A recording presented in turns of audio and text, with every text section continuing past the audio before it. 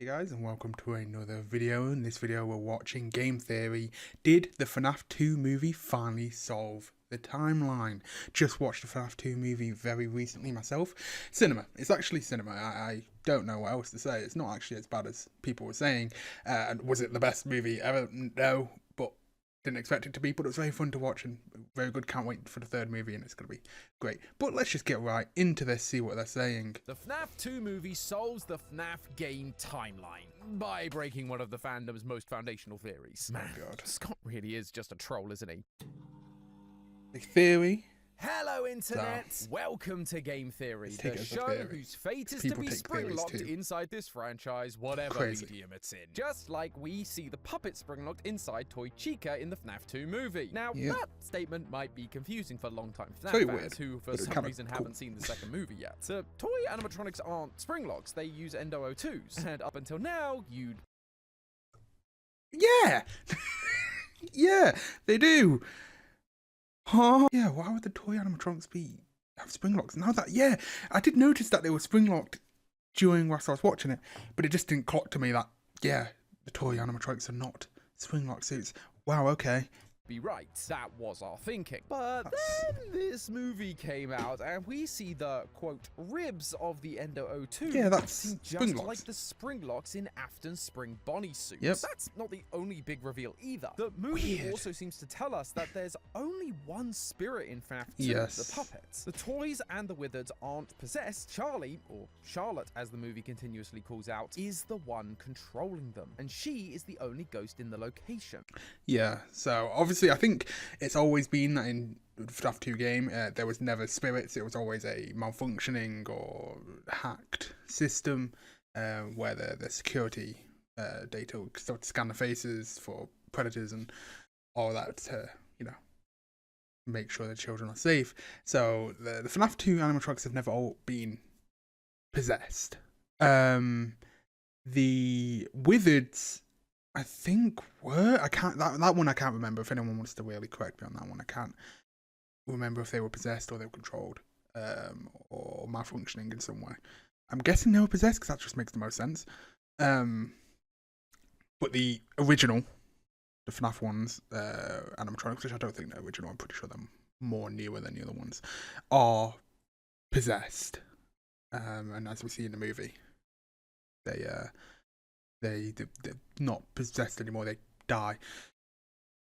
So yeah, very, very interested in what take they take on it, because I did think the take on the second movie and reimagining of the first game with some fun Easter eggs, so the second movie, kind of cool. Scott decided to alter his approach and gave us a movie that fundamentally changes our view of the franchise by clarifying some of the most confusing parts. And there is a lot to dive into, even with the ones I've already mentioned, so make sure you're subscribed because I will definitely be going over those in the future. However, today I wanted to focus on one detail in particular, one change that left my jaw absolutely agape in the theater when I saw it. The introduction of one of this franchise's most important characters, Michael Afton. For the longest time, we've believed that Michael Afton has been the person that we've been playing as in all of the original 6 games, going location to location, following the trail of destruction his father William left in his wake, and trying to cleanse the world of the pain he caused. He starts in sister location, where in this one it seems like he's doing the exact opposite, then heading on to future locations where he's trying to cause cause names like Mike Schmidt. He goes through FNAF 2, FNAF 1, FNAF 3, and eventually FNAF 6, where his father, as well as all the other spirits, get cornered by Henry, and they all perish in a fire together. But then the FNAF 2 movie released, and not only were we reintroduced to Mike Schmidt, the regular old security guard from the first movie and the first game's paycheck, we were also introduced to a new character, the brother of Afton's daughter, Vanessa, Michael Afton. What now? So, Mike Schmidt wasn't a pseudonym. These two are officially being shown as separate characters. That is a massive change, something that totally upends what we've believed about the timeline I've mentioned. But After I came down from the shock, I took a step back and gave it a real long think. You see, something Matt and I would always do at the end of every year was reevaluate our understanding of FNAF. Wipe the slate clean and start from zero. Doing that, having that separation, allowed us to notice small details like the company changing from Inc. to LLC, which opened up a whole new path for theorizing, and that was only possible because we took that time to reset. Last year, I took a look at the knock-on effects that would happen if the books were canon. That one turned out to not be true after Secret of the Mimic released, but the point remains. So, as it's the start of a new year, I wanted to give that a go once again, to take a step back and reassess my understanding. While I and many others have been convinced that Michael and Mike are one in the same, could it be possible that they are in fact different? And if they are, would that fix things? The answer, dear theorists, is a resounding yes. It clarifies a bunch of motivations, it gives us a much cleaner order of events,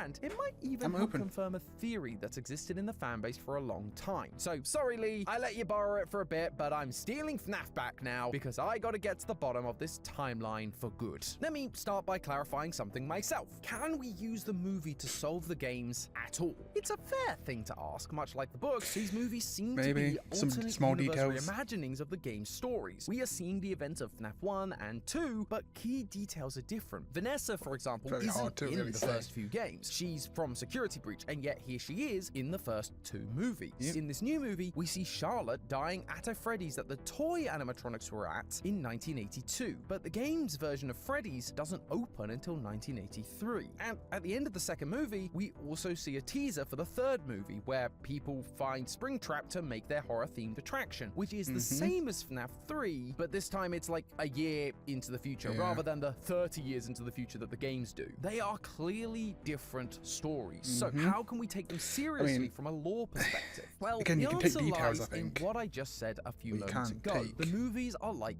the books, and even though the books aren't canon, meaning they're not one-for-one the same story, that doesn't mean we can't use smaller parts and interpret them in order to help inform us of gaps in our knowledge, or to clarify parts of the series that the fanbase has gone off course with. Scott does seem to be in his clarification era, from Secret of the Mimic to smaller Easter eggs in 5 Laps at Freddy's. It feels like he's trying to help point us in the right direction after years of theorizing. And heck, without stories like the Mimic or GGY, there's a bunch we wouldn't know about those two characters, even if they aren't in exactly the same universe. This movie isn't Scott telling us how FNAF 2 happened, he's giving us details that either fill in the gaps, like the spring locks and the Endo 02s, or he might be showing us where our theories went awry in order that we can be put on the right track again. So long as information doesn't directly contradict game facts, Shadow Bonnie, completely forgot. Then it's fair game for interpretation. And I do believe that this Michael thing falls into that category. Let's go back in time a bit and look at this theory of Mike being Michael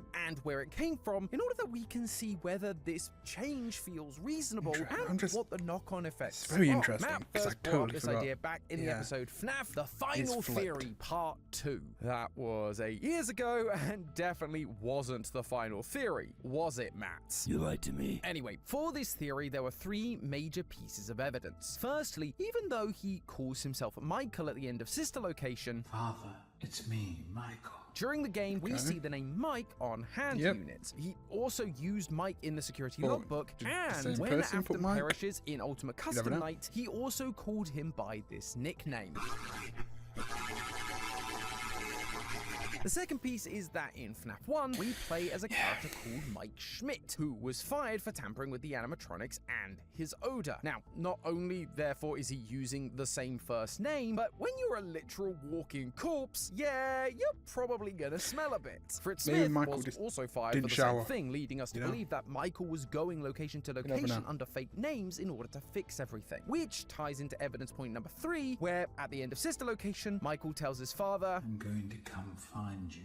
This was his main motivation. Michael was going after his father after learning the truth about what he did with the express purpose of revenge. It felt like a really solid theory and was really narratively satisfying. It explained why the security guards would work these awful, awful jobs and continue coming back night after night. It wasn't about the job, it was about the mission. There was just one teeny tiny problem with this though: the dates. Sister location's place in the timeline has always been vague at best, but as we pointed out in our ultimate timeline, if Michael getting scooped in the sister location bunker is the start of his redemptive arc, then it has to be before 1987 when FNAF 2 takes place in order for him to get fired as Fritz, which also means Michael would then go to the FNAF 1 location where the animatronics are all intact before William returns to the facility, breaks and melts them down to harvest the souls trapped inside, creating Remnant, which he then used to create the Fun Times. Yeah. Do you see the problem here? We're pretty sure that the Fun Times have souls in them. Even with this reevaluation of evidence, it still feels pretty likely. We saw that the original animatronics were melted down to create Remnant in the fourth closet, which was then injected into the Fun Times to bring them to life. We also got lines from Candy Cadet about 5 things becoming one, the 5 children's souls being smooshed together into one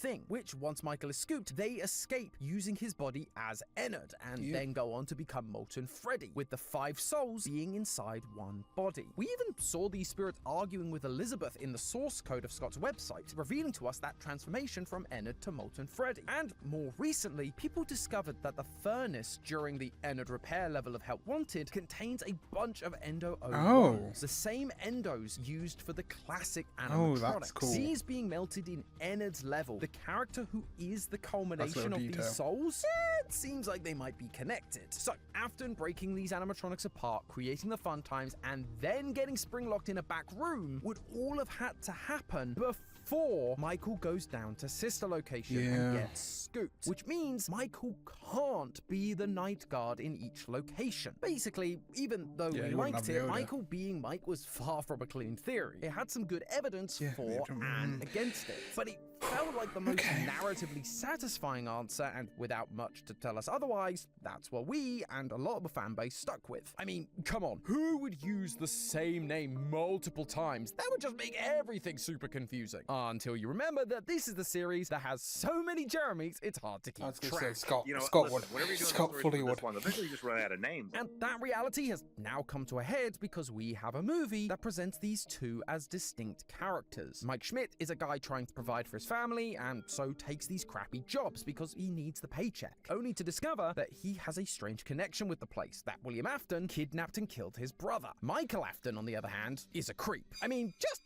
look at that face. Great casting, don't get me wrong, but it doesn't make me like the guy. He states in the movie that he's carrying on his father's work. He's using the animatronics to kill people, luring them to the FNAF 2 location. That's crazy. He's meant to be our Act 3 antagonist, although whether that actually happened is kind of debatable. But regardless of how it was implemented it was, and so here we are. The movies weren't the only time this came up either. Recently, Scott released Ticket to Fun, a collection of FNAF memorabilia, including Jeremy's paycheck, a security badge, and a blacklight. By using said blacklight on the included crossword, you find the phrase, "Name Mike Schmidt." Given that outside of the movie, Scott has never brought this name back up since the first game, it feels like once again he's drawing our attention to this name, to have us rethink how it fits. We were also recently introduced to another new night guard, Ralph, in the week before. This is the night guard who records the FNAF 1 phone calls. But despite everything leading up to this point, he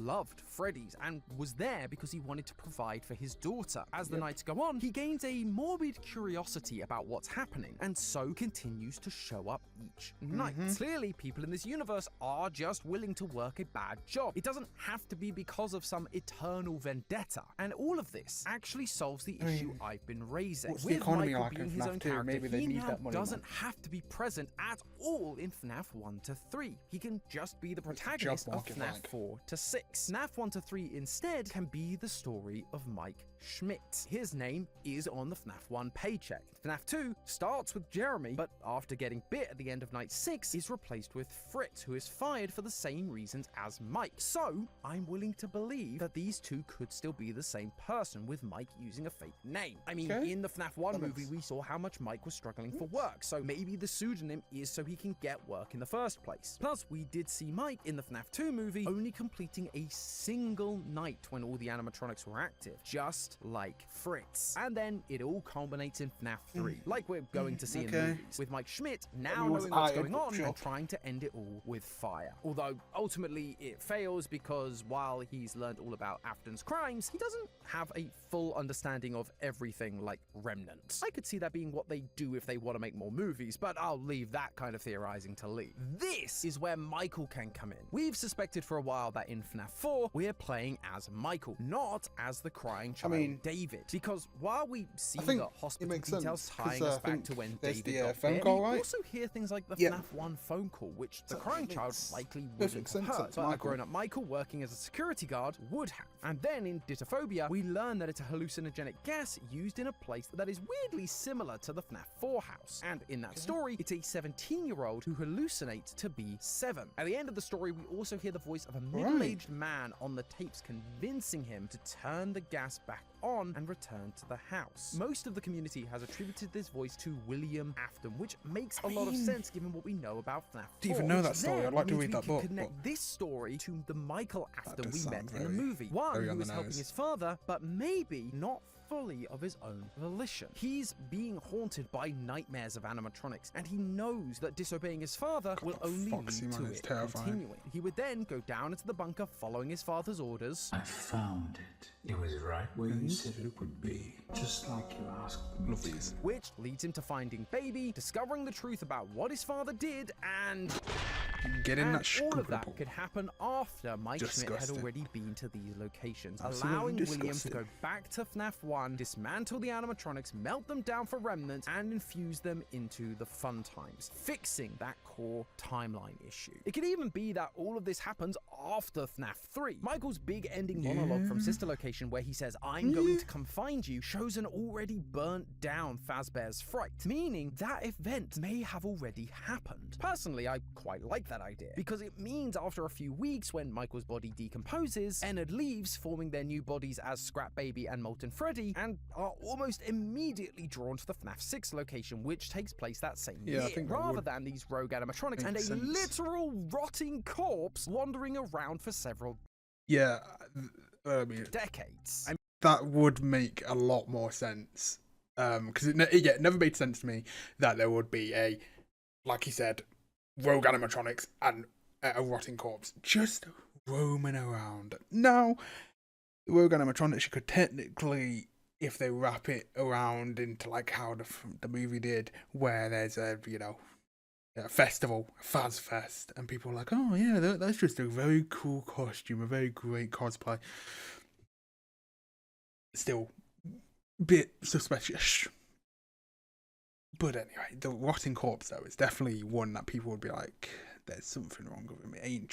He ain't just not brushed his teeth for a while, you know. But yeah, it would make sense where it would just go like just a bouncing boom boom, just straight away Lord. Would make sense. I mean, Michael may be unable to die, but his corpse ain't getting any fresher. After decades, I'm not even sure how much would be left of him. But I hear you saying, how would Michael hear the FNAF 1 phone call if he's not the one working at the FNAF 1 location anymore? Well, just because he isn't the character we play as in FNAF 1 doesn't mean he isn't working there at some point. In the FNAF 2 movie, Michael is working at the original location, allowing YouTubers to come in and film the place only to perish. He also talks about trying to help his father's mission, so it's not unreasonable to assume that at some point in the games, Michael could have been there doing the same thing, listening to the same pre-recorded messages after Mike Schmidt had moved on. So, does it make more logical sense? Definitely. Does it make things more confusing? Also, definitely. Does it make things more satisfying? Definitely not. Technically, Michael would have the same motivations as he always did. He ends up being a pawn in his dad's schemes, but after finding out the truth, he vows to make things right and immediately finds a job for a Freddy's that shouldn't exist, knowing his dad will be drawn there, and then helps Henry end it all. The challenge is that it feels like a speed run. He goes straight from being tortured by his dad to finding out the secret to ending it all. Our previous timelines meant he had build-up, time to methodically work against William and figure out how exactly to help the children's souls. But this one... Yeah, I do think... I don't think this is proper how it actually works, by the way. I just think the timeline is absolutely done out in FNAF. It's just crazy. It's too... Unless they which Secret of the Mimic, they're kind of starting to sort of lay it out a tiny bit more. Unless they start going back, but again, Secret of the Mimic, they did that, and going through and laying it out a bit more. Well, I don't think we'll fully know. But yeah, I think having gaps, years or whatever, between each event, by event I mean games, it makes a lot more sense. It is a lot more satisfying because it allows you to fill in the gaps with thoughts and ideas, but also having it just go boom, boom, boom, boom, boom real quickly makes no sense. Makes barely any sense. That's just me.